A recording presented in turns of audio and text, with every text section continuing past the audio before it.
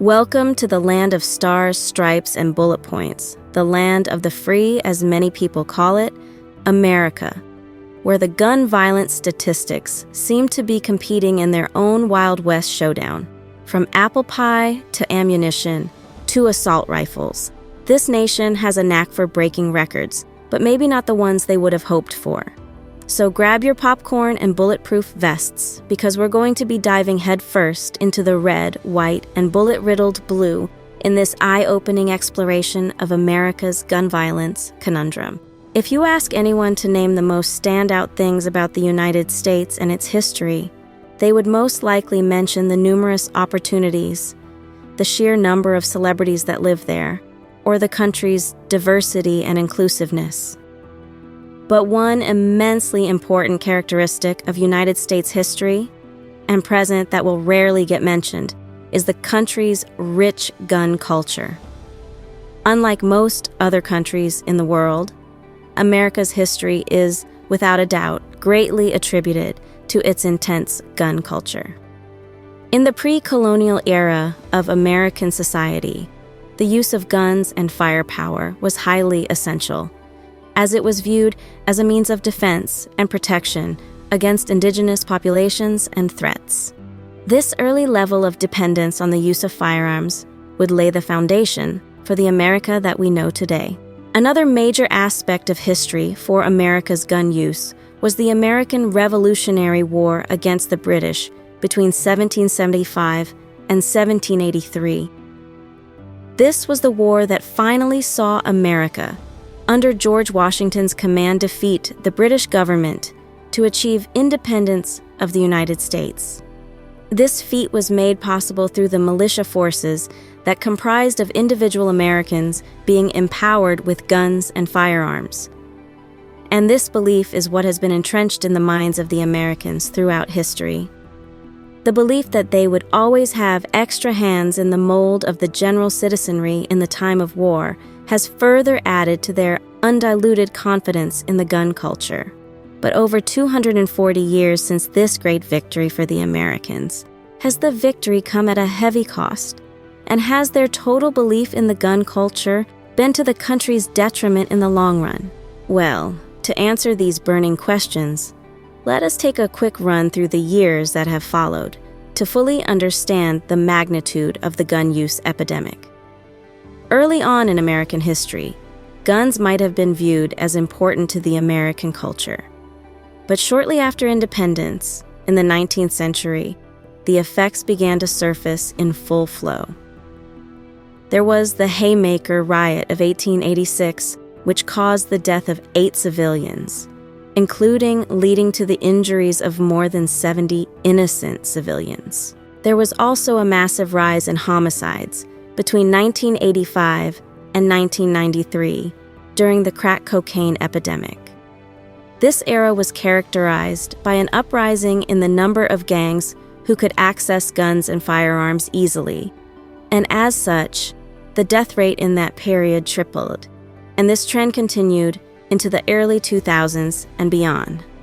Also, after extensive research by USA Today, there was a reported 271 incidents of mass killings in the United States between 2006 and 2017, with causalities reaching figures of close to 1,500 victims. And this figure only kept rising as the years went by. There were also 419 cases of mass shootings in 2019, 611 in 2020, and 693 in 2021, based on data from the CDC, which is also in keeping with the arithmetically increasing number of deaths attributed to the use of guns in the United States. In keeping with the damning statistics within 2016 and 2022, there were over 120,000 deaths associated with gun violence, which includes an 18-year-old picking up an assault rifle, going to an elementary school in Texas, and killing 19 children in May 2022. Or when a man shot and killed 5 of his neighbors, including a 9-year-old boy, just because they told him to stop firing rounds. This is more than 120,000 lives that have been cut short untimely due to the United States' gun culture. Not to mention the further hundreds of thousands that would have been wounded and orphaned. And this is not even counting the psychological effect that is sure to be brewing in the minds of Americans and non-Americans alike, especially given the thought that, on any given day, one trigger-happy, mentally challenged person could get access to a firearm and cause you to lose your life at any point. And in addition to the consequences on the life of people, there are also economic effects pertaining to the extreme use of guns in the U.S. According to the Everytown Research and Policy paper, the country loses a staggering $557 billion yearly, which includes costs on police investigations, healthcare, and a host of other significant costs due to the extreme levels of gun violence. This is over $500 billion that could have been used in improving other declining areas of America's economy that have ended up going down the drain. In the course of 240-odd years, the gun culture that once brought a sense of pride and security to the American society was now the leading cause of death in the country, with homicides, suicides, and mass shootings occurring at an unprecedented rate. But given the numerous effects that we have accumulated from gun-related activities, why does it still exist today? Growing up, we are often taught that when something keeps bringing death and destruction, the logical thing was to put an end to that thing. But gun violence still exists in the United States, amidst the high rate of killings and violence. So it begs the question, why? Well, the reality is that behind the agenda of gun usage being for the protection of human lives, there are many individuals and organizations that greatly benefit from the level of carnage that gun violence causes, especially financially. Gun companies in the United States have recorded supernormal profits in the years that the rate of gun violence has been high, with two companies, Storm Ruger and Company and Smith & Wesson Bands, making over $700 million in profit, combined in 2021. And it shouldn't come as a coincidence that this was the very year that deaths through gun violence were around 48,000 individuals. This is also in keeping with the number of sales that gun manufacturers and assemblers have managed to pull within this period, as compared to the early and mid-2000s, as gun sales increased by almost 40% between 2020 and 2021. And because of the Protection of Lawful Commerce in Arms Act, PLCAA, passed in 2005, gun makers and distributors are free from any legal consequences that could accrue from their products.